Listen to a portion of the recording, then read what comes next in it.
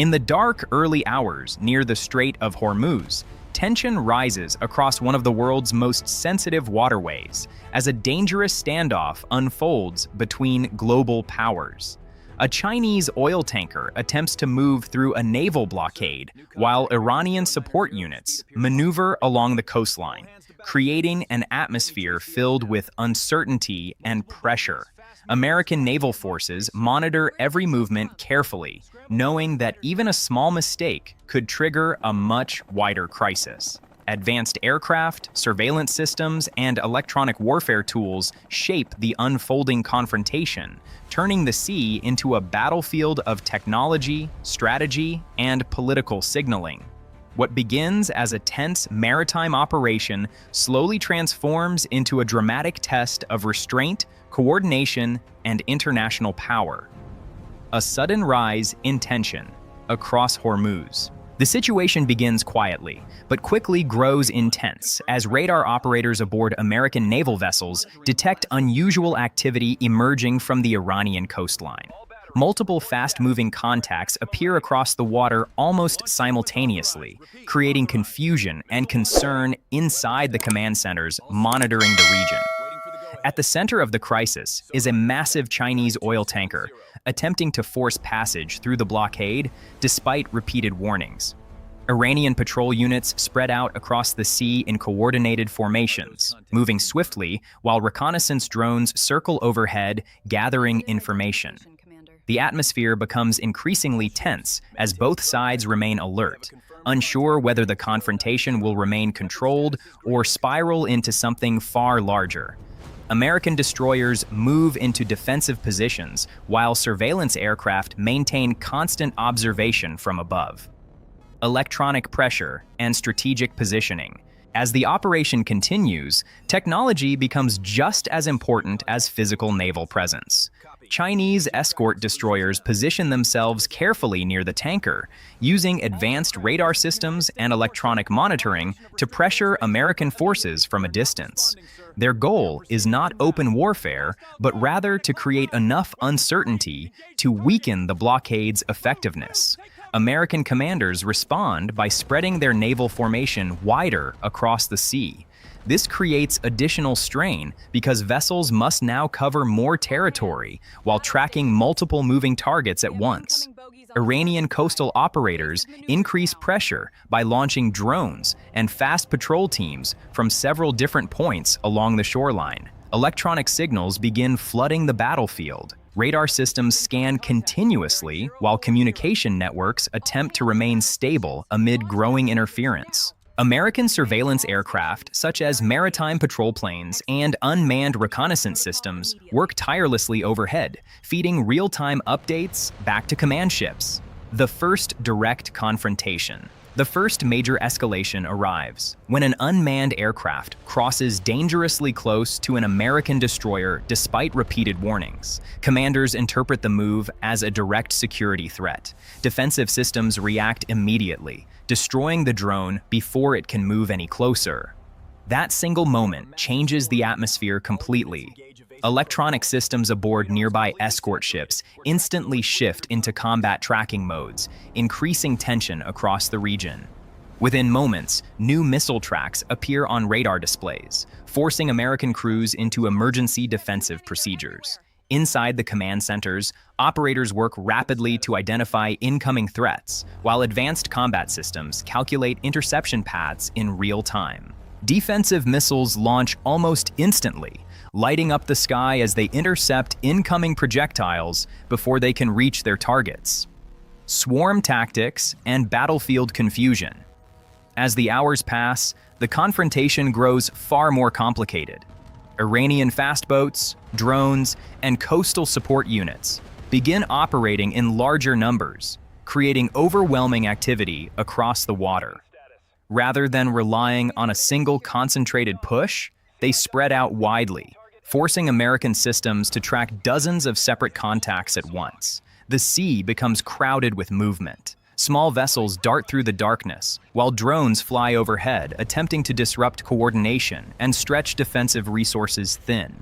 This style of pressure creates confusion because operators must determine which targets are genuine dangers and which are distractions. American forces respond with advanced electronic disruption systems designed to interfere with drone coordination rather than shutting down the entire environment blindly. Some drone groups lose synchronization and drift away from formation, weakening the larger operation, yet the pressure never fully disappears. Defensive systems under extreme pressure. Eventually, the growing pressure begins testing even the most advanced defensive systems. Missile interceptions continue successfully for a time, with naval crews working rapidly to neutralize incoming threats before they can approach critical ships. However, the sheer volume of activity starts creating vulnerabilities. Fast-moving drones, electronic interference, and crowded radar conditions make tracking increasingly difficult. One unmanned aircraft manages to slip through the outer defensive layers and explodes near an American destroyer, damaging communication equipment and reducing the vessel's ability to coordinate with the broader fleet. This moment becomes critical because modern naval operations rely heavily on shared information networks. Once communications weaken, restoring coordination becomes much harder.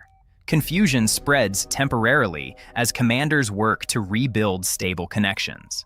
At the same time, the tanker attempts to exploit the opening by increasing speed and reducing its electronic visibility. Escort ships continue applying radar pressure, hoping to create enough disruption for the vessel to escape the blockade line. The fight to restore coordination. After the communication disruption, restoring coordination becomes the top priority for American forces. Surveillance aircraft and unmanned systems begin rebuilding the operational picture piece by piece, using alternative communication methods resistant to electronic interference.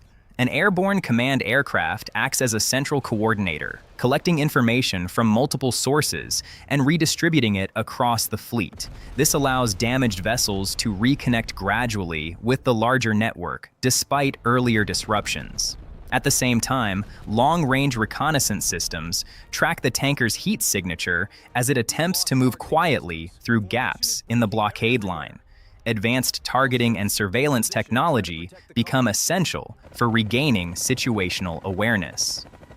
Advanced aircraft shift the balance.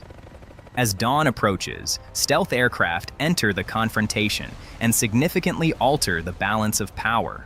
Operating with minimal detection, these fighters gather targeting information while coordinating closely with surveillance aircraft, drones, and naval vessels. Their ability to integrate information from multiple platforms creates a far clearer operational picture than opposing forces can achieve. Radar operators attempting to track them struggle to maintain stable locks, seeing only inconsistent signals that appear briefly before disappearing again. Using this advantage, the aircraft help guide precision strikes against critical command and radar systems supporting the tanker's escort operation. Rather than targeting large formations indiscriminately, the focus remains on disabling coordination and leadership capabilities. Once key radar systems are damaged, escort ships lose much of their ability to provide electronic protection for the tanker. The broader attack network supporting the operation begins unraveling rapidly. Meanwhile, helicopters continue neutralizing remaining fast attack groups along the outer edges of the blockade area. Without stable coordination, many support units retreat in confusion toward the coastline. The arrival of stealth aviation demonstrates how modern military power increasingly depends on information dominance and precision coordination rather than overwhelming force alone. By targeting communication and command systems, the balance of the confrontation changes dramatically within a short period. Collapse of the escort operation. With key support systems disabled and coordination failing, the escort operation finally starts collapsing. Damaged destroyers shift into defensive withdrawal patterns while deploying protective measures to shield themselves during retreat. The tanker, now largely isolated, loses the electronic protection that had allowed it to move confidently through contested waters earlier in the night. Without coordinated support, continuing forward becomes increasingly risky. Iranian support formations also begin pulling back toward the coastline as communication links weaken further. Drone groups lose synchronization, while fast patrol units scatter across the water under mounting pressure. The sea that had earlier been filled with coordinated movement and electronic activity slowly quiets. Burning debris, drifting wreckage, and damaged equipment remain scattered across the water as surveillance aircraft continue monitoring the retreat. A narrow escape from regional crisis. As calm gradually returns to the Strait of Hormuz, leaders on all sides recognize how close the region came to a much larger disaster. The confrontation began as a pressure operation involving a blockade and protected tanker movement. Yet within hours, it evolved into a dangerous struggle involving drones, advanced radar systems, stealth aircraft, and electronic warfare. Had certain decisions unfolded differently, the situation could easily have escalated beyond control. Larger regional powers might have been pulled directly into the conflict, threatening energy routes, commercial shipping, and international stability across the Middle East. The crisis highlights how modern military confrontations are no longer fought only with missiles and ships. Information networks, electronic systems, surveillance technology, and communication resilience now shape the outcome just as much as traditional firepower. At the same time, the events reveal the importance of restraint. Despite intense pressure and repeated confrontations, all sides stopped short of actions that would guarantee full-scale war. That restraint ultimately prevented an even greater catastrophe. In the end, the operation becomes a reminder that in places like Hormuz, even a single misunderstanding can carry global consequences. The world's most sensitive waterways remain vulnerable not only to military competition, but also to human decisions made under immense stress and uncertainty.